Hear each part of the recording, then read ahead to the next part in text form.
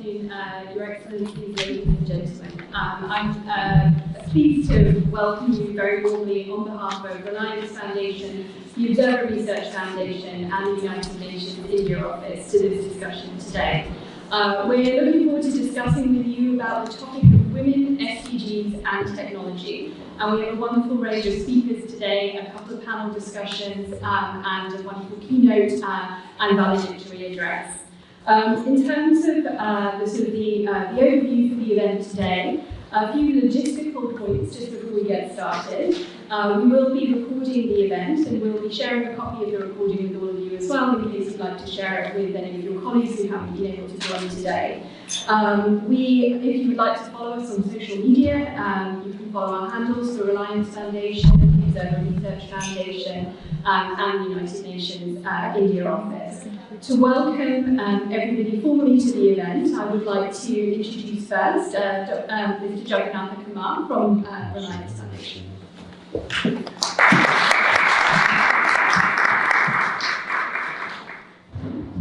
A very good afternoon to all of you. On behalf of Reliance Foundation, Observer Research Foundation, and UNICEF, welcome you all once again to this gathering where we are going to discuss women, technology, and SDGs, which is an important and timely topic today. SDG 5, as all of us know, is critical to achieving intrinsic and in terms of success of every goal that we have under the SDGs.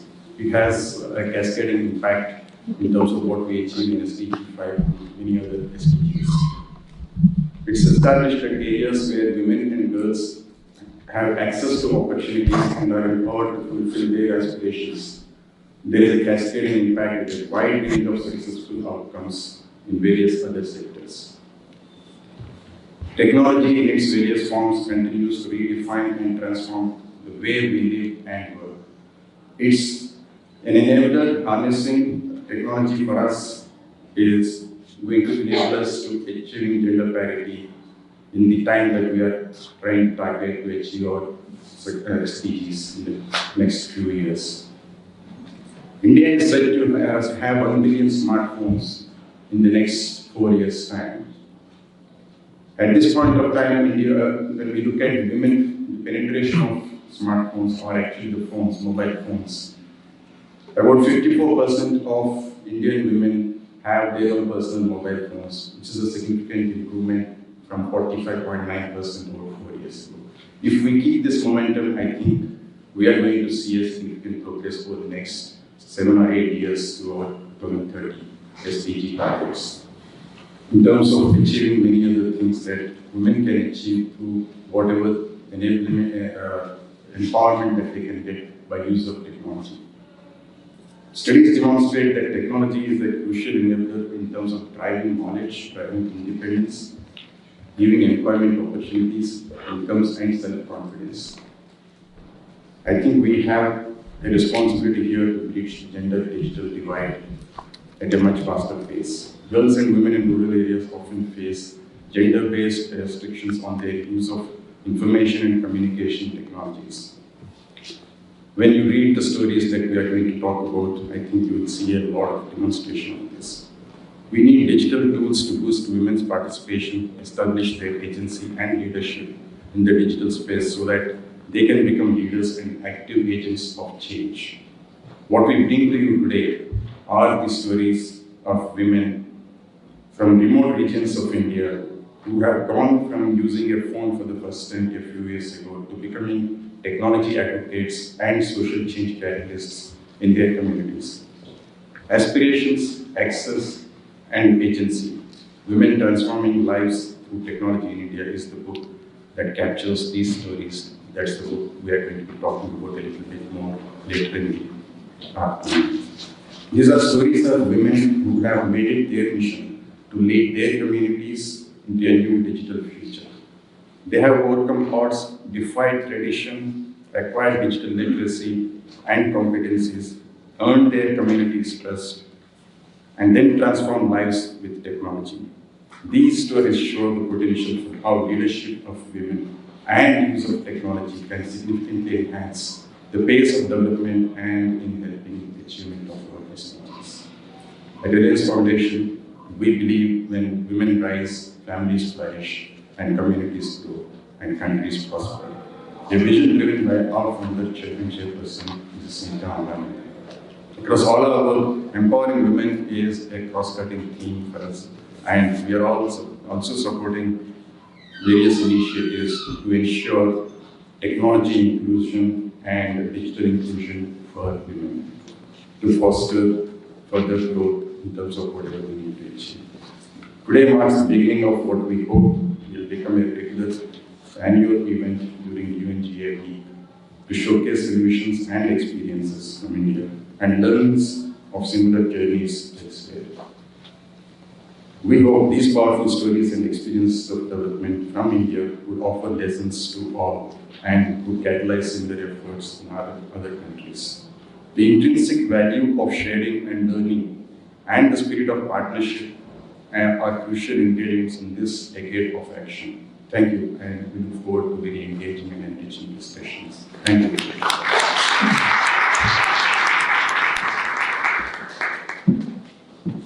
Thank you, Jagannathan. I would now like to invite Mr. Shambhi Shah, UN Resident Coordinator for India, to come and give welcome remarks as well.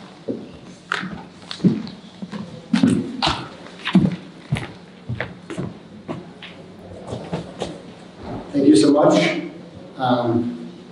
Dear colleagues, my former boss, Excellency Helen Clark, Amandeep, Jagannath, Samir is running around here somewhere, Anita, so many familiar, friendly faces here and so many new faces looking forward to make friends. It's really a great honor on behalf of the United Nations system in India to join you and to thank the co-organizers, Reliance Foundation and ORF. I'll start with a little bit of Hindi if I may try. आज की चर्चा बहुत महत्वपूर्ण है. नारी शक्ति से बड़ी कोई शक्ति नहीं. Better translation, there is no power like women's power, basically. So this is such an important discussion here today. I think that in the less than 1 year that I've had the honor to serve in India, I've had the opportunity to travel around many different parts of such a vast and diverse country. And many things have stood out, for sure, but I would like to mention 3 things that have really stood out to me most impressively. First is that India has embraced the SDGs more than any other country I've seen. And one can probably judge by the color of my hair. In the 20 years with the UN, I've seen many countries. So I can really say honestly that the level to which, the degree to which India has embraced the SDGs from the community to the central government to the top leadership, starting of course with Prime Minister Modi, the list of tools and measures and programs is truly impressive. And what we're now starting to call the Indian model of SDG localization is gaining wider recognition. We had a wonderful event at HLPF on that here this summer. Now, and I'm pleased to say that the Resident Coordinator's Office was a sort of a founding partner with the Government of India in that journey, the SDG India Index, for example. UNDP has joined more recently in that story, and all of our UN agencies are coming together on the ground to help deliver the SDGs. The second is, and for maybe lack of a better phrase, I'm not sure what to call it, but a uniquely whole-of-society approach. An effective combination of good, old-fashioned, human-centered, community-level outreach, powered by people, that is empowered by cutting-edge technology and a public digital infrastructure, digital public goods, running on the rails of an integrated national tech stack. And this is also, I think, something that is gaining global recognition. Now, and while this combination was designed to tackle longer-term development challenges, and has served to help lift hundreds of millions of people out of poverty, it has also proven vitally important in providing a robust social and economic resilience truly last mile, leaving no one behind, in the face of these rapid emergent shocks from the COVID pandemic to climate change and more. This, I think, is an important lesson, especially in the last couple of years. So while the impact in India of these crises has certainly been felt, and as with every other country in the world, we've seen that HDI, human development indicators, have felt that, have declined in the last 2 years. The impact would have been so much worse without such a robust social protection system. The third is the amazing role that women are playing in this story. Now, the Prime Minister speaks about women-led development, and the government has an impressive number of flagship mission programs backing that vision up.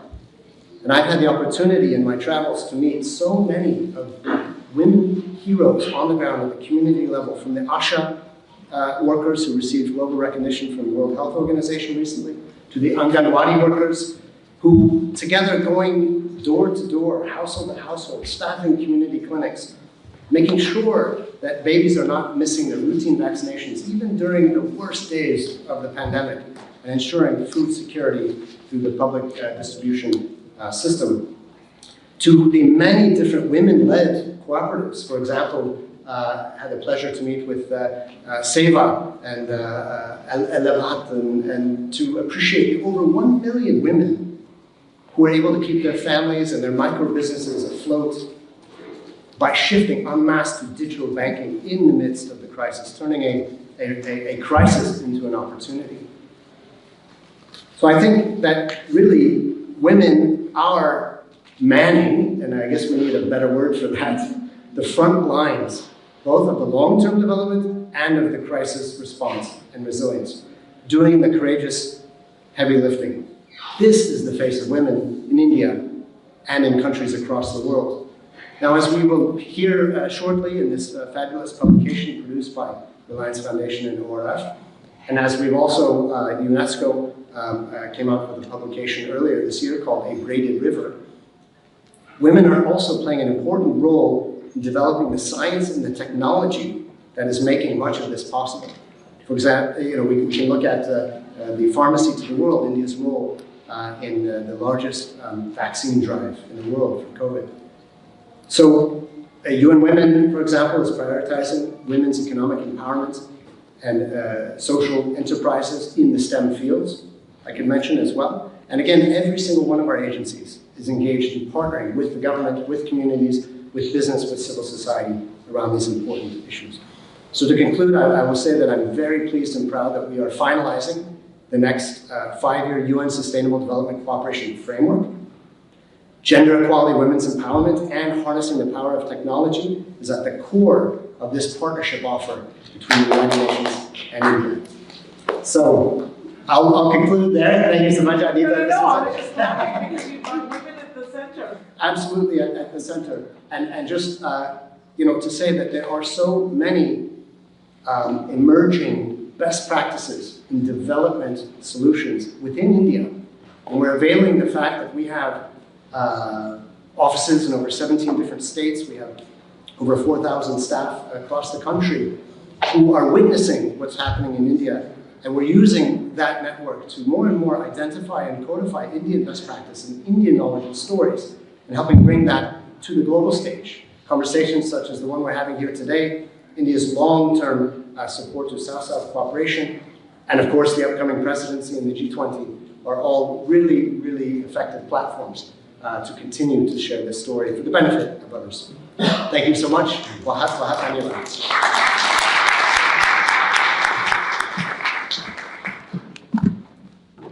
Thank you so much, Sylvia. So this afternoon, we're really delighted to share with you our new publication that Reliance Foundation and Observer Research Foundation have developed, Aspirations, Agency and Access, Women Transforming Lives Through Technology.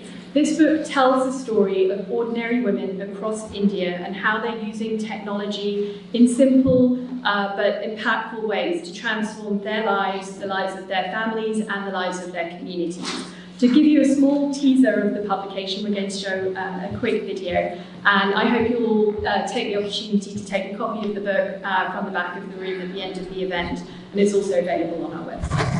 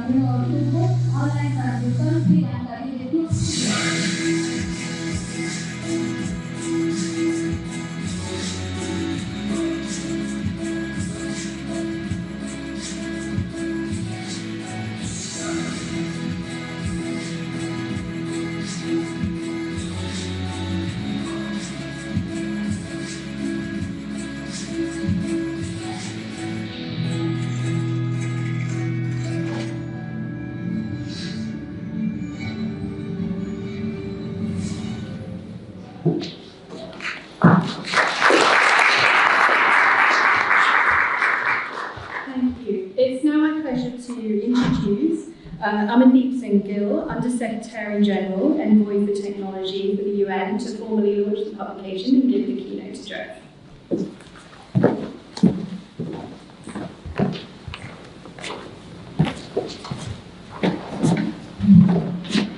Thank you very much, Your Excellency Helen Clark, former Prime Minister, Dr. Samir Saran, President ORF, there you are, Dr. Jagannath, President Reliance Foundation, my dear colleague, Assistant Secretary General Anita Bhatia from UN Women, Excellencies, ladies and gentlemen.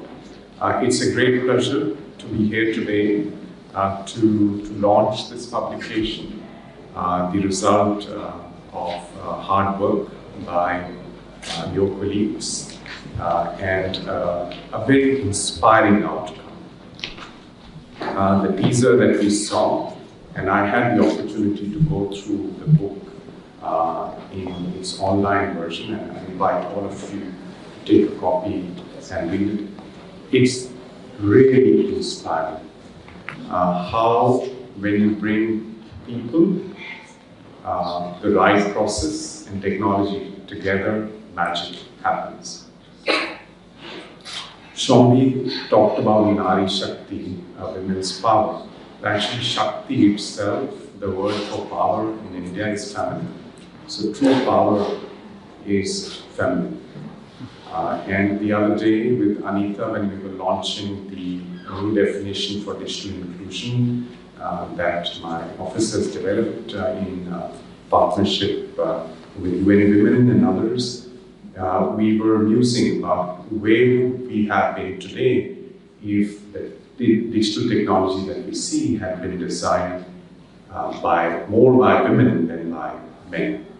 I think we would have less of the problems that we face today in terms of exclusion, in terms of some of the polarization that we see.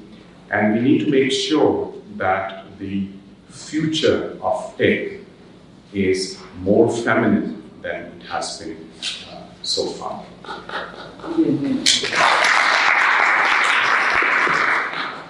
this is particularly important as we move from this age of devices, connectivity, digital public infrastructures, important as they are, to the age of data and AI, where digital as a broad front moves into complex social domains, health, education, agriculture and food security, dealing with humanitarian emergencies. These are not simple issues that you can reduce to bits, zeros and ones.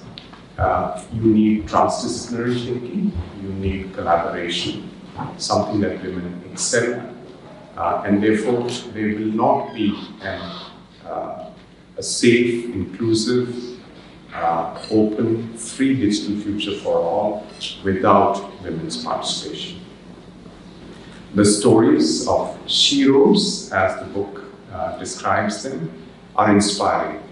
From women who are helping others access public services, to those who are building businesses using digital technology.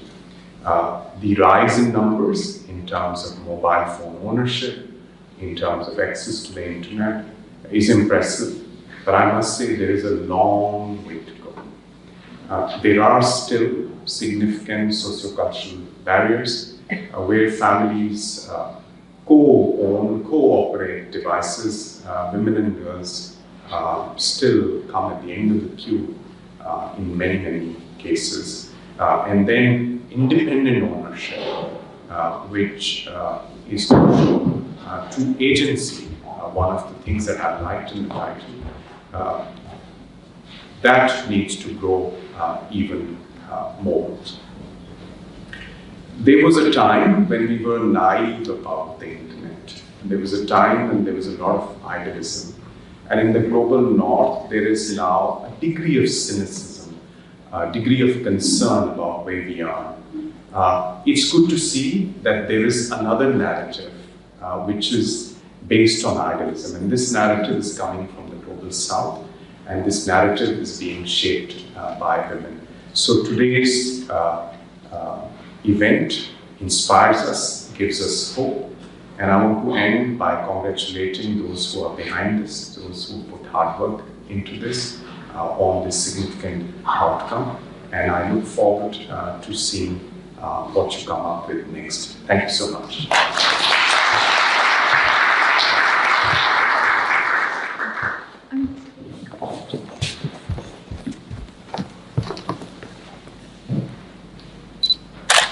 I'm speaking to you, you can't use it.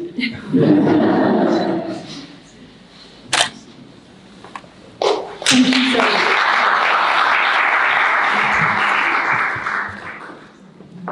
So the publication that we put together shows the tremendous potential that exists for technology to help accelerate the progress towards achieving SDGs, and particularly SDG 5, gender equality. And the stories show how at the grassroots in India, women are transforming lives and communities when they're able to get access to technology. What we'd like to discuss in a little bit more detail now is some of the larger takeaways that we can deduce from these individual experiences, and discuss some of the ways in which governments, corporations and foundations can help contribute towards this by catalysing wider and deeper transformation. And these are stories from India, but we think that these stories have potential to share lessons and insights that have broader applicability as well. So what are some of the things that we can learn from this publication that could be replicable in other contexts, and what likewise can we learn from other countries that can be beneficial in India? So I'm delighted to introduce our esteemed panel today. Beginning with Helen Clark, former Prime Minister of New Zealand, former UNDP Administrator, patron of the Helen Clark Foundation, and Board and Chair of the Partnership for Maternal and Newborn and Child Health. Helen, we're really honoured to have you with us here today. Thank you. Well, thanks very much. Great to be here. I'm wearing two hats. One is Partnership for Maternal, Newborn and Child Health, and the other, the Club de Madrid, I think, which first put this on my agenda. We're a club of former heads of state and government from democracies, and we actually do quite a lot of dialogue and discussion around the role of the digital sphere and its impact on democracy and functioning today, which can be both good and bad, as we know, which is another whole subject. Just before going to the substance of the issues, I just want to endorse what Shombi Sharp said about India embracing SDGs, and go back even further to say that from the time that UNDP launched the very first Human Development Report in 1990, India became the greatest champion in the world of human development reporting.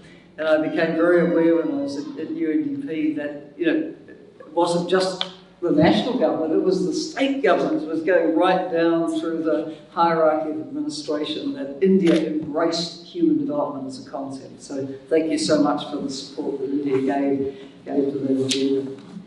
Thanks, Helen. So one of the things I was interested to sort of ask you about, given your experience, particularly with healthcare as well, is that a number of the women in the publication talk about how they have used technology to help improve health outcomes in their community. And over these last couple of years, both in India and around the world, what we've seen is that the use of health-based apps and platforms has gained significant acceleration and momentum during the pandemic. How can we maintain this momentum? And most importantly, what can we do to ensure that we get more access for marginalised communities as well? So, necessity is the mother of invention, is the old phrase. And when COVID came along, it really sped up the transition to digital medicine and healthcare, if you like, because when people were more or less confined to their homes, how else to get information and support around? So we saw tremendous innovation in the health space. There's one survey PMNCH drew my attention to, 71 countries, 58% of health professionals in those countries had used telemedicine to maintain essential health services. Now, I know if you come to somewhere like Kaiser Permanente here in the United States, they'll say that their primary care consultations have gone well over 90% online now. That's how important it has become. For PMNCH itself, which was putting up quite a lot of guidance, not only on COVID, but on a whole lot of other issues relevant to women's, children's and adolescents' health. Of course, we can reach far more people through social media and digital means than we ever could with putting something in the mail or a poster on a table. But then the key issue becomes the access, doesn't it? And already the presentations have talked about access. I remember years ago when I was at UNDP, the head of the ITU, the International Communications Union, and Irina Bakova, head of UNESCO, launched a broadband commission. And it was focused on this gap. And I worked with UN Women at the time, chairing a subcommittee on women and access to digital. And women don't have the same access. So, here's the big challenge for us, to make sure that women are connected. Because if you're not connected, it's not just now that you won't get your health information. You need it for education. You need to access government services. You need it as a citizen. You need it for financial services, as we saw here. So we began to talk, even in those earlier years with the Commission, about a right to broadband, a right to connectivity, a human right. Because if you don't have it, you can't participate in the society the way you need to. So that's how important it is. And what do you think we need to do to ensure that digital healthcare solutions are better designed to reach the realities of women and girls in grassroots communities, so that it's, once they have access, that these applications are more intuitive, more usable for them? Well, very good point, and already in the discussion we've heard this morning, we've heard it reiterated again, that women are less present in the STEM subjects, which are the conveyor belts into AI design, digital engineering platforms and so on. And so a lot of the algorithms are designed by men and not with women's needs in mind. So first thing is we need more women in these sectors and influencing design. Secondly, I think for anything to be usable, user-friendly, you have to hear the voices of those you're trying to serve. What is it that women want? What is it that women and girls want from these applications? And if you design in a gender-blind way, you're not going to get applications that serve the needs of women at all. So I think that's the two things, the full consultation, including with the most marginalised, who one needs to reach, what do they need, and then having more women who are, have the skills to be the designers. Thanks, Helen. I'd now like to introduce Anita Bhatia, the Assistant Secretary General of the United Nations and Deputy Executive Director of UN Women. Anita, thank you so much for joining us today as well. In the book, we see that many of the women have benefited from support from either government or social sector organisations that have helped catalyse their journey towards getting access to digital and technology and different ways in which they can use it. Given your experience, how do you think we can better leverage or design public-private partnerships to support strategies in some of these areas, particularly around not just gender equality, but also financial inclusion, which are really critical for achieving our SDGs?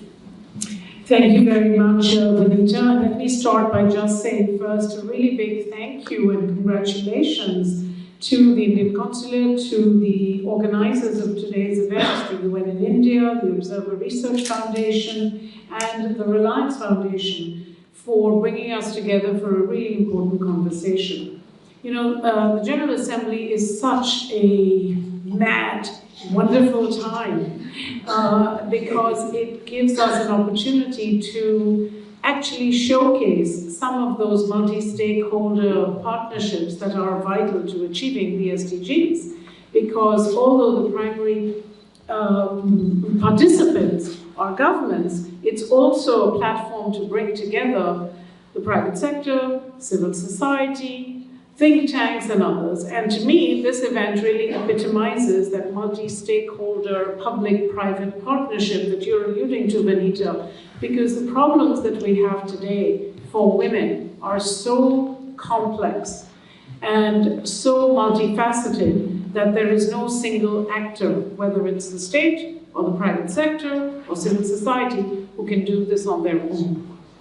It is fantastic to see that the UN in India is leading on this in such a big way with the support of partners like Reliance. And I really, really want to congratulate you from the Reliance Foundation for taking on the issue of women in technology, because it's not necessarily obvious that one should.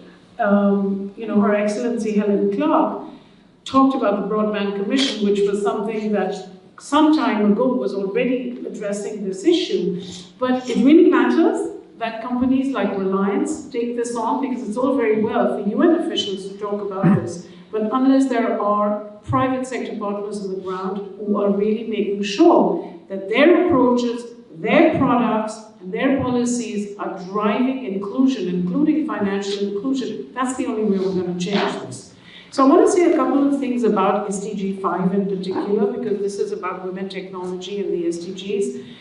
And the SDGs, are this aspirational state of the world. And one of the things about women in SDG 5 is that it covers many different aspects of gender equality.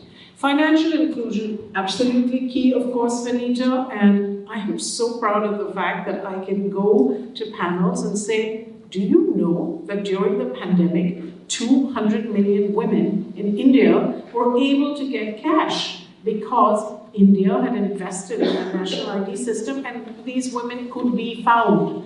Because, face it, for most of the developing world, women are in the informal sector, they don't have identification numbers, it is hard to find them. So how do you get services to people you can't find? So the fact that India has had these major investments makes it possible for us to have financial inclusion. And of course, technology is such a huge part of India's brand, and I'm so proud of this. And it's not just because the heads of all the major tech companies in the US happen to be Indian, by the way, maybe men so far. But it's not just that. It is just that India has embraced this agenda in a way, that few other countries have.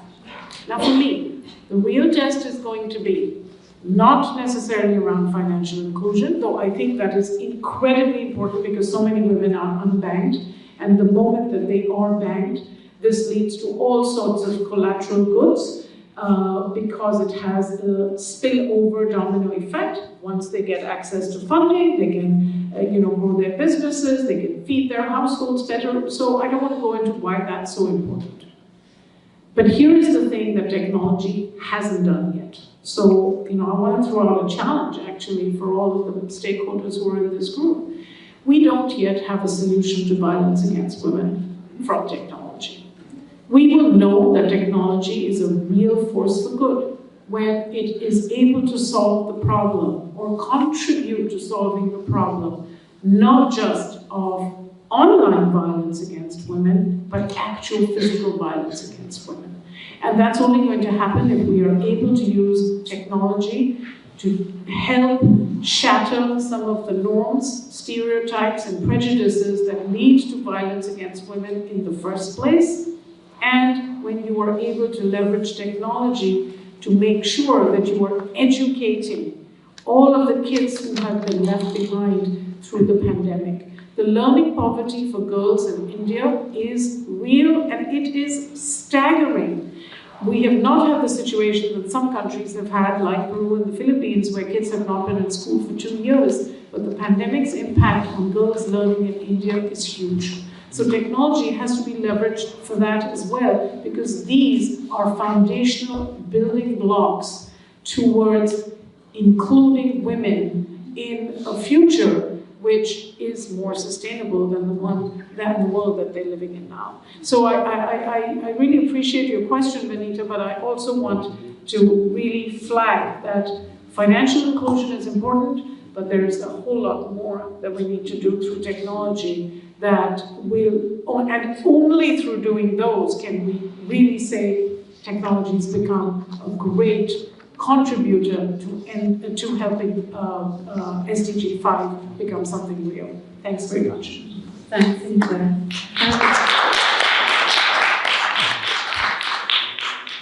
I agree. I think we have to look much more broadly, and particularly post-pandemic as well. Are there any particular innovative strategies and policies that you think either government or foundations should be looking at in the years ahead to help accelerate our progress towards SDG 5, and particularly where we can leverage technology? One, education. I think just making sure that girls, many of whom will never go back to school. I shudder to think, and I haven't seen the latest data on the rates of child marriage, because you know that when girls are not in school, many of them are going to be married off. And so I think there is a link between access to education and child marriage, obviously. And so I think using platforms to make sure that we are getting girls back into school, that we're giving them education digitally is incredibly important. I think giving women training for capacity building, for e-commerce, I think is incredibly important. Helping formalization, because so many women live in the informal sector, and helping to grow them out of the informal economy into the informal economy, but also supporting business and household income growth in the informal economy is incredibly important, because frankly the journey to formalization is very long and difficult. So I think that can make a big difference. UN Women launched last year something called the Action Coalition on Innovation and Technology, and platforms like that which bring together a whole host of partners. I don't know if Reliance Foundation is part of it, but if not, please join. And we'd love to have you join this multi-stakeholder global effort to keep the, to keep stakeholders focused on the right things. I do think what my friend Dr. Gill mentioned in terms of making sure that digital inclusion includes a feminist lens and a gender lens is very important. That is an innovation, because you're not just driving those principles even in the UN system and making sure gender is at the heart of everything the UN system is doing is also an ongoing, piece of work. It's work in progress. So thank you so much for that. I think we need to do that. And then finally, I really think that it is very important for us to think about the unfinished work of gender equality, whether it is, look, we've made lots of progress on inclusion. Of course, we can do more. We've made progress on leadership. We can do more. And I come back to this over and over again. The one thing that we have not got a solution to yet in the world, and whether it is WHO declaring it a public health emergency, but I would really like to see some thinking about how do you leverage technology to end once for all the shameful horror of violence against women. Thank you. Thank you. I now like to introduce Angelique Kaur, who's a Deputy Assistant Administrator of the Bureau for Asia from USAID. Angelique, thank you so much for joining us today too. Thank you. So actually around India, ICTs are impacting entrepreneurship and livelihoods in unprecedented ways. And the correlation that we see between mobile ownership and economic empowerment can often be striking. And it's something that I think we've both seen through the partnership that USAID and Reliance Foundation have in India, the Women Connect India Challenge, where we're helping to develop innovative solutions for addressing the gender digital divide. Both from that and from your more broader experience at USAID, what are some of the effective ways in which you feel development organizations can help empower and support women entrepreneurs? Great, thank you so much. I feel like it's a great opening with our other two panelists here already describing the broader situation, which I think really helps. And we try to now hone in and not one, I don't want to repeat any of the great points that are already made, but really hone in on what are some of the tactical things that we're doing that some of you are aware of, some of you are not, but also recognizing, look at our panel. One of the few non-manels that we have across UNGA, right, which I think is really important, but also who's in the room right now. So we see the level of interest, one. And many of you are probably already involved in this space and see what a difference it's already making. And so we think about what do we do to scale up? So one of our really exciting projects that you had highlighted was with the Reliance Foundation right now. It's Women Connect Challenge, which is essentially looking across 17 states in India, and we're focusing on what does the gender digital divide actually need to address in terms of priorities. And as we spoke about, the areas are so far-reaching beyond financial inclusion. It's civic participation, it's education, it's being able to access basic services, it's being able to have knowledge and literacy across your communities. And as you rightly said, how do we make technology that is shaped by society actually respond to the needs of society, respond to the needs day to day? So how do we get women closer to accessing, whether it's credit, closer to accessing technology to their homes, instead of making it so difficult that they can't exist in their normal day-to-day lives and also access technology? So what's exciting about Women Connect is that we do that through a number of different initiatives across.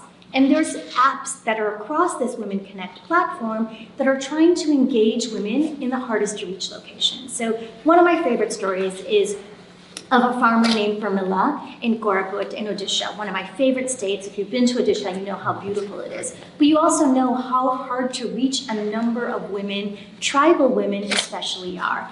Not in just terms of technology, but in terms of basic services. So what this app specifically within this program does, Banashri, is that it allows women to connect to basic value chain of agriculture, right? So the minimum support price that's given to agricultural products, many of us are not aware of it. Most women farmers are not aware of it, but it's accessible online. So what we see and what Pramila saw is that through this app, during her harvest season, like crops of tamarind that were coming out, she saw that, listen, this tamarind crop specifically is selling for 36 rupees per kilo.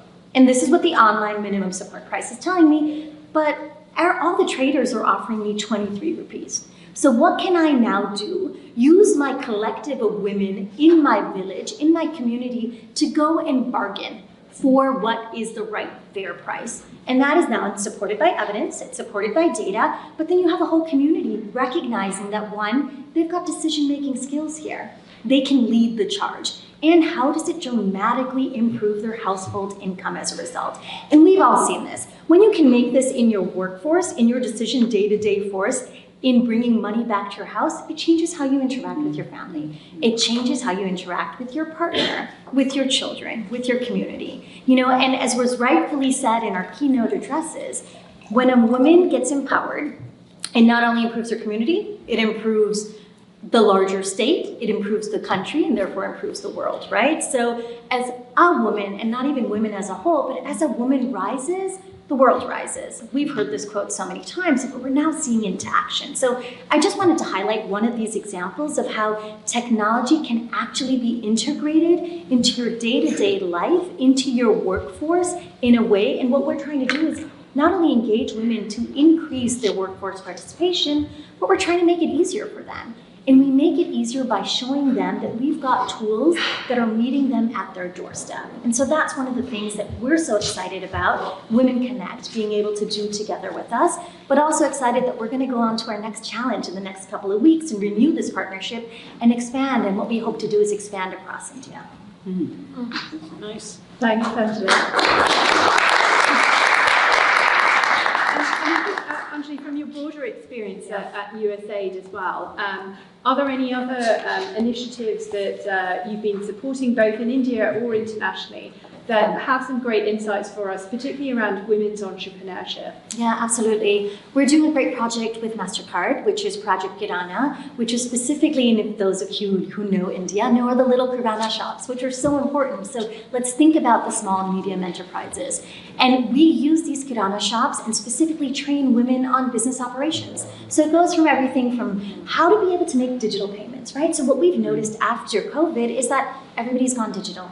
It's cheaper, it's more accessible, it makes sense, it's low cost, right? So how do we teach them how to build credit history, how to create digital interactions, how to create business operation plans, all of the basics that maybe were passed generation to generation to men, to certain communities, but not to these women who have never had access to this lifestyle, to this culture of business. And a Kirana shop is the best and easiest access point if we enable to give them tools to do so. So really excited about that. And you know what we'd like to say is the private sector is this open marketplace for us to partner with on technology and on development technology across a number of fronts. And it doesn't need to be just financial inclusion, as you rightly highlighted. It should be across a number of fronts. So what we try to do with USAID is that we've got far-reaching programs that touch every aspect of a woman, a girl's, a whole family's life. So how do we make sure that we insert that digital component into our programs as a whole? Because it does increase the accessibility of the program, but it also increases the digital literacy. So how do we make sure that women are aware of the social inclusion programs, of the programs that are meant for them to be able to access as widows, as old age pension schemes, whatnot, but make them more accessible through these elements. And so digital literacy has become one of our key tools to being able to change the face of development as a whole. And so we hope to do that across our development programs. Great, thanks, Anjali. Now to take the conversation a little bit broader, I'm pleased to introduce Sylvia G. Meyer, who's Clinical Associate Professor in the Center for Global Affairs at New York University. Hi, Sylvia. Thanks so much for joining us too. It's a pleasure to have you here today. Hi, Vanita. Thank you so much for these wonderful introductory remarks, and thank you for inviting me to join this esteemed panel.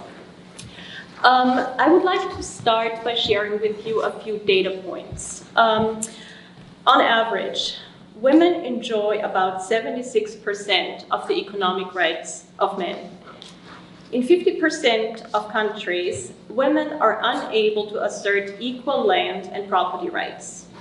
63 countries in the world, that's about 235 million people, do not prohibit sexual harassment or gender discrimination around the world.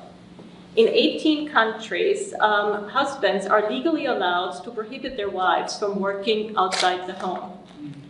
Each year, about 14 million children are married as children, either to an adult or another child, for a total of about 650 million women alive now having been married as a child. In the Middle East, one of the regions in which I have the privilege of working, the workforce participation rate of women is about 27%. On average, women have about a 20% lower literacy rate than men. Now, why am I sharing these rather harrowing numbers? First and foremost, to show the complexity and the multi-layeredness of gender inequality, and thus the need for comprehensive approaches to dismantling these pervasive structures of inequality, and the need for an intersectional approach to dismantle these structures of inequality, and to highlight, and we have already heard that from previous panelists, the key role that technology can and does play in assisting the dismantling of these structures of inequality. So what are some of the problems from a more general perspective? One, persistent discriminatory social and cultural norms are holding women back. Secondly, weak implementation of laws because of insufficient capacity, and most importantly, and I can't stress this enough, a lack of political will to implement and enforce laws on the book. And we'll see that in all countries around the world, including in this country. Last but not least, a lack of understanding of the laws and poor access to legal services to protect these laws or to enforce these laws. I have been asked by Vanita to share possibly some of the success stories and maybe some recommendations from countries in the Middle East, especially in the Gulf countries, that have successfully addressed these examples of structural inequalities and have successfully addressed or provided new frameworks for at the national level for a more egalitarian approach to gender equity. The countries that I work mostly in are the UAE, Qatar, the KSA, and to a lesser degree, Rwanda. And allow me in the next few minutes to share some thoughts on successful approaches on how social and cultural barriers can be successfully challenged. There are 6 recommendations that I would like to draw everybody's attention to. The pursuit, of course, of gender equality differs from country to country. But one of the connecting threads, if you will, that unite all of these countries' success stories is the making of gender equality as an explicit strategic goal of governments. So this is to say, the pushing and the prioritization of gender equality as a strategic government goal is indispensable. What flows from that? Backing up this commitment with institutional and legal frameworks. So for instance, the creation of institutions such as ministries for women's affairs, such as the adoption of laws, as was pointed out, to address gender-based violence, for instance, to address inequalities in family law, to make sure that women have access to financial resources or to financial credit, the opportunity for women and to ensure that women have direct access to services and do not need to go through their spouses or their family members. So this is to say mainstream gender into all government processes. Fourthly, make gender equity a consistent and credible part of official communications. This is to say, push or promote gender equity and gender equality as a very specific and a very principled government objective. Work to change public and private attitudes and behavior. This is probably the most difficult thing to achieve, but it is possible. It is possible through the generation of male allyship, through the recruitment of influencers, for instance, to shift the discourse, to shift the perception of what it means to be a male ally and what needs to still be done to promote true gender equity. A perfect example for this, for instance, is the White Ribbon Campaign. Some of you may remember this. It was a global campaign against violence against women. Work with civil society and philanthropic organizations as, for instance, the Reliance Foundation. But most importantly is really to listen to the women and to listen to the grassroots. What are the needs of the women? What are their priorities? And build it from there. It is a long-term achieving gender equality, we all know, is a long-term strategy. So we have to be consistent. We have to keep our eye on the ball. And overall, the credit really goes, especially in the countries in the Middle East, to the women. The government can only do so much, but the credit really has to go to the women who are brave and courageous, who are challenging cultural norms and traditions that would relegate them to second-class status, overcome harassment, overcome hatred, overcome incredible obstacles, and for taking it upon themselves, really, with these enabling mechanisms in place, clearly, to realize the full potential. Thank you very much. Thank you so much, Sylvia. And now, last but not least, I'm pleased to introduce Teetha Wald, who's the Deputy Managing Director for Better Than Cash Alliance. Thanks, Teetha, for joining us today. So I think just as the final question, one of the things that we observed through many of the stories that we developed through the publication is how smartphones enable women to be able to better control their own finances, to gain access to funds, to conduct instant transactions, to be able to manage their money for themselves, their families, and for their businesses.